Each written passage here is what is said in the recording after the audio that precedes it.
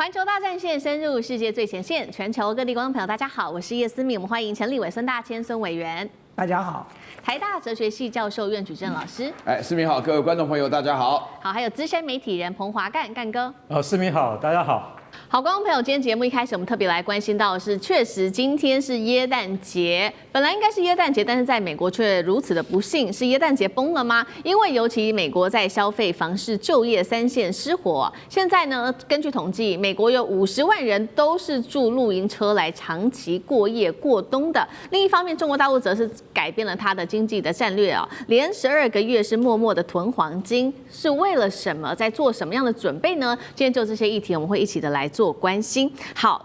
確實哦，今天耶誕節對於美國的部分家庭來說一點都不平安。10月份開始，我們看到美國的消費者對於耶誕節禮物啊這種全體的消費可以說是大降溫，尤其在哪一些族群呢？18到28歲的年輕族群啊，他們在耶誕的這個購物上面支出直接大減了30%，就是因為對於經濟接下來非常的不樂觀。另外，整體做了一個統計，每位消費者在今年呢，光是聖誕節的支出就已經較去年同期暴減了1552美元的一個金額。那尤其現在更是受到川普關稅戰的影響。我們看到耶誕的商品，因為要課了這個進口的關稅之後，所以呢，它的這個進口量，耶誕商品進口量年減幅高達了25%。尤其這個最熱門商品，也就是最有象徵意義的聖誕樹哦，中國大型人造耶誕樹現在價格進口到美國高達了500美元，換算新台幣，一棵樹竟然要1.5萬元吶！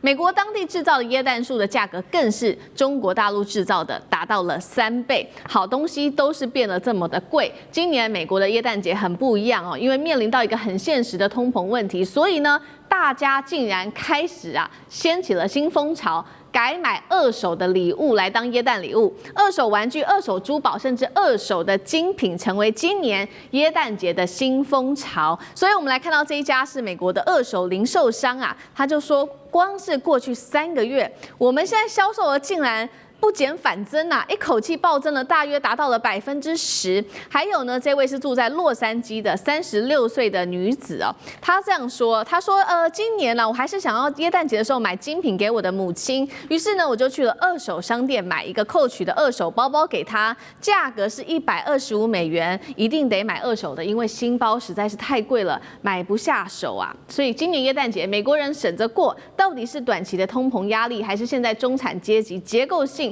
面臨消費降級？苑老師怎麼看？我覺得這裡面有一個觀念啦，省着過是我從來沒有想到美國人的生活會有省着過的概念。美國人基本上的話呢，連冷氣一開整棟大樓他坐中間一層，美國人都是大浪費啊，這個是大家都知道的事情。但是這裡面的話講的問題非常有趣我跟大家分析一下其實講起來，你剛剛講到那個二手的 Coach 我對精品的懂一點，在歐洲待的久這個 Coach 算是精品當中最便宜的啦，大概已經最好的 Coach 大概就是就不得了了，大概就是300-400塊美金了，這個大概就可以買了新的。所以為什麼要連 Coach 都要買二手？這個表示美國確實是面臨了很大的經濟的問題。美國經濟問題的話呢，分成3項。我要糾正大家一個觀念大家都知道在美國賺錢是很難的。美國人想賺美國人錢，中國人到美國的話呢，原來我們只聽過成功的故事，什麼黃仁勳啦，或者張忠谋什麼的。胡扯八道！我跟你講，在美國的生活非常困難。大家不信的話呢，到紐約看看法拉盛那邊的中國人是怎麼樣求生存的因為賺錢是不容易的。這也是為什麼美國人非常小氣。第二個關稅，關稅的目的是什麼呢？關稅的目的就是說把人家東西弄得很貴那麼這個自然就有通貨膨脹。通貨膨脹沒有短期的，通貨膨脹就是價格的。但是大家要了解這個關稅是依照川普來的，太突然了。美國人是不存錢的，你要了解美國人的理解是認為說是富豪就是能夠欠人家錢的，到銀行貸款。所以美國人話呢，打完拳擊就是那種超級幾百萬、幾千萬的別墅住着就是因為人家會貸款給你，表示你未來有前途。所以美國基本上欠錢的。那另外的話呢，我必須要強調一件事情你可以看到說那個聖誕樹為什麼賣到15000台幣？事實上以前的話呢，我覺得聖誕樹大概150就差不多，為什麼差100倍呢？原因就是那是美國製造的，是任何的 Made in USA，你算算美國人的成本、美國人交通運輸以及美國人臨時在這邊的投資，這一切都是虛偽的經濟。經濟最重要的就是自由，自由其實就是透明，貨暢其流，人盡其才所產生這個結果。美國現在一般人面對的生活的困境，我告訴大家一件事情，這個只是剛開始而已，這只是川普上台後的第一個聖誕節，接下來還有好幾個都會按照這種情況來發展的。大家只要看到美聯儲一直遲遲不肯降息，就是表示美國的通貨膨脹是很嚴重的。好，現在我們看到的是光是耶誕節哦，民眾是消費力大降級。不僅僅現在是整個耶誕節，我們來看到，如果宏觀一下美國現在整體的經濟狀況，我們從3個方面來做解讀，其實也不樂觀。第一個就是有關於房市在翻車，第2個是人民住不起房子，現在往車子裡面露營車哦，住露營車的數量竟然暴增。第3個就是就業持續的走衰。好，我們先來看到剛剛講的第一個，房市不景氣，房市翻車，經濟火車頭。尤其現在呢，我們看到這個調查顯示，10月份全美53%的房市估值都在下跌。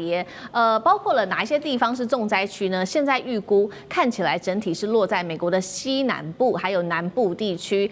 其中幾個地方重點城市，像是我們看到丹佛這個預估的房市估值下跌了，竟然高達了91%。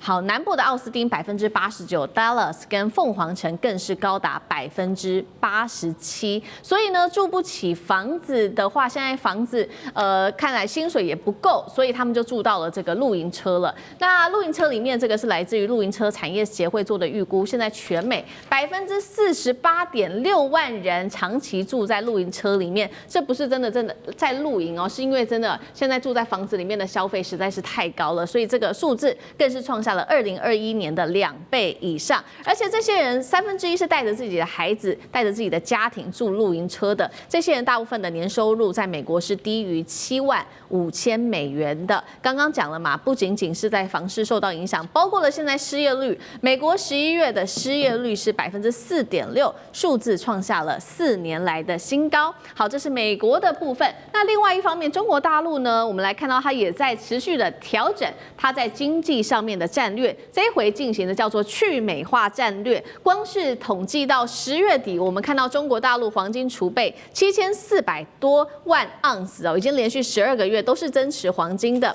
採用的方式是低量多次，慢慢的買進。10月黃金價格一度衝上了4294美元。請教幹哥怎麼看？中國持續買黃金去美元化，會是在為下一輪的金融動盪做提前卡位嗎？為什麼大陸要一直買黃金？它的策略是什麼？到10月底中國黃金儲備量達到7409萬盎司啊，那這是什麼概念？我告訴各位，就是大約等值於3000億美金的黃金儲備。但是我可以告訴各位，這個是你看得見的，實際上絕對不止這個數。因為國際金融專家也講說，到底中國有多少黃金啊？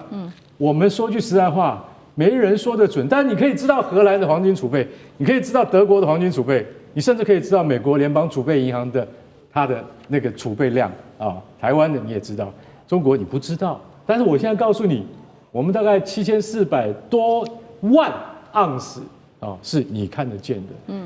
你知道中國大陸從去年開始，每個月都在多買黃金，但是呢，它平均多少？你知道？平均一個月買3萬盎司啊，跟那個7000萬比起來是9牛1毫嘛。對，你感覺不出來。對，所以它不會造成東南亞附近這些國家的金價的太大的波動。為什麼？它就是不要波動，但是它把黃金當成戰略儲備物資在進口，所以它慢慢的買，而且為什麼你知道？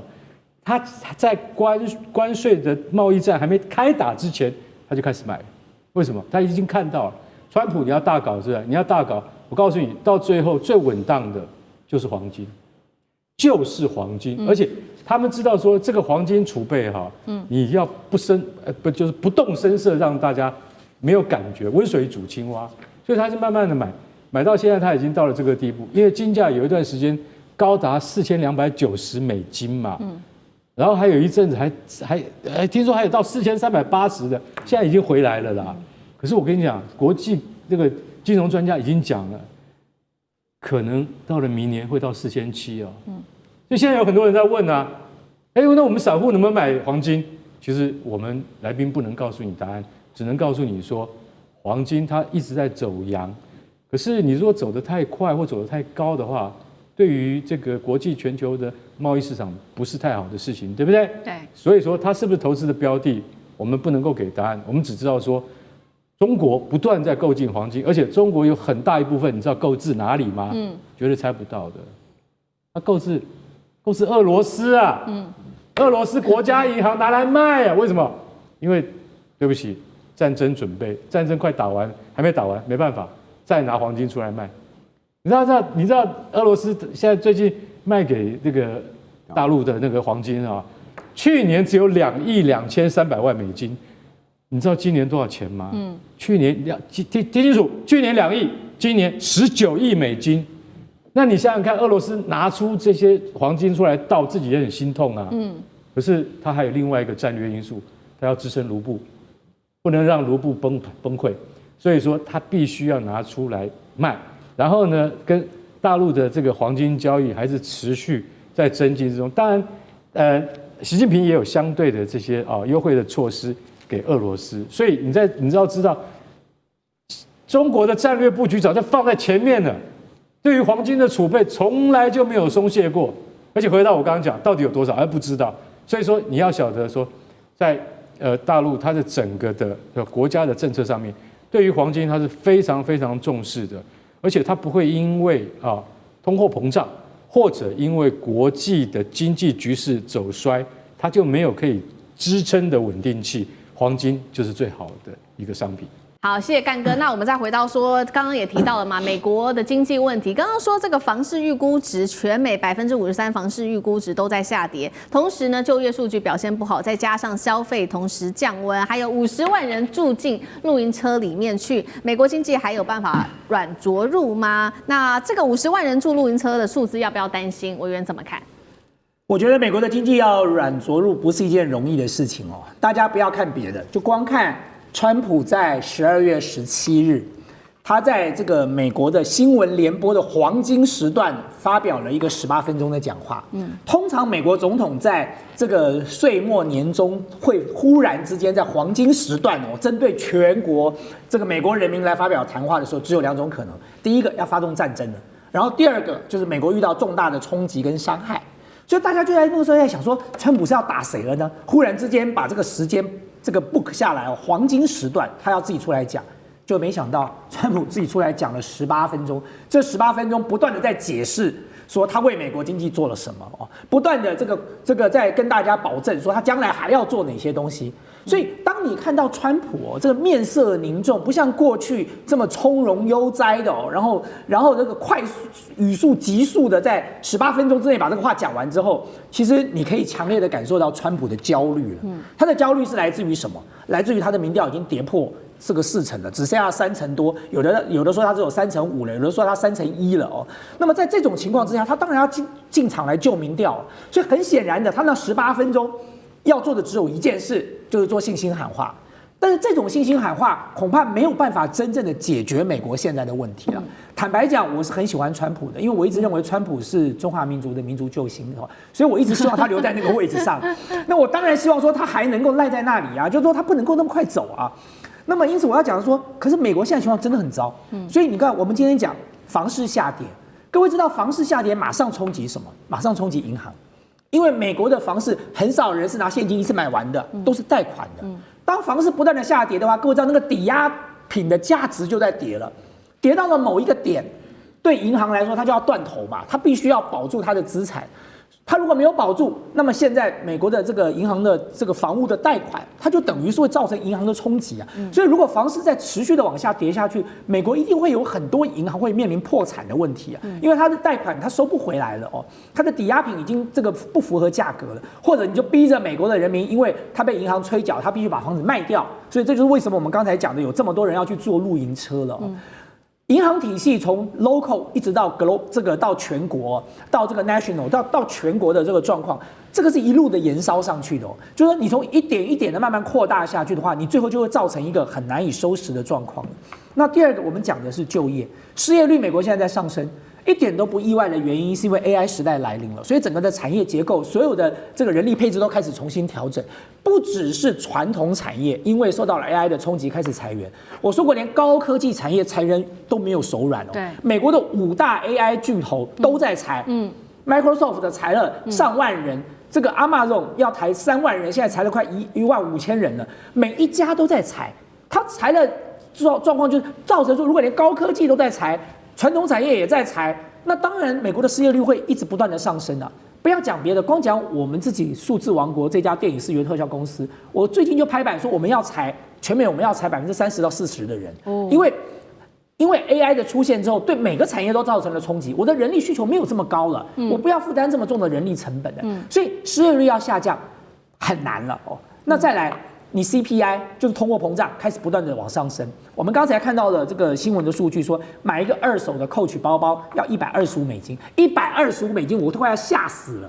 就是如果有去過美國的朋友就知道說 ，Coach 在美國的 Outlet 其實不是一個很貴的品牌哦，所以呢，我們台灣的觀光客到 Coach 都是掃貨的嘛，大概來就開始掃。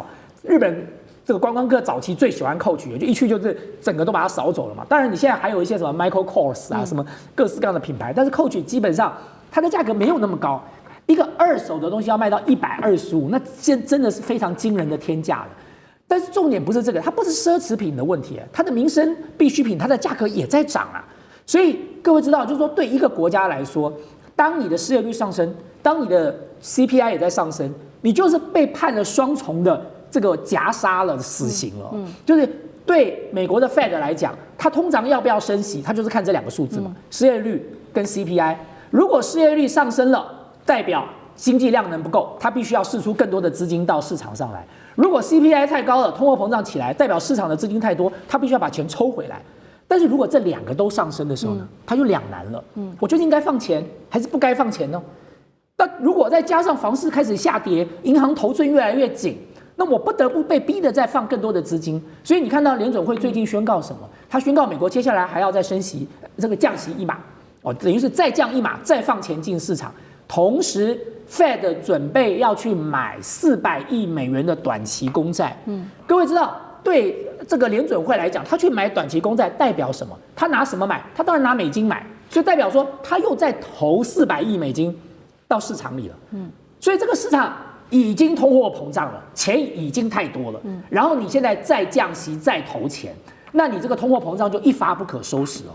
所以我要講的說，對美國來說，它要軟着陸，恐怕真的不是一件容易的事情哦。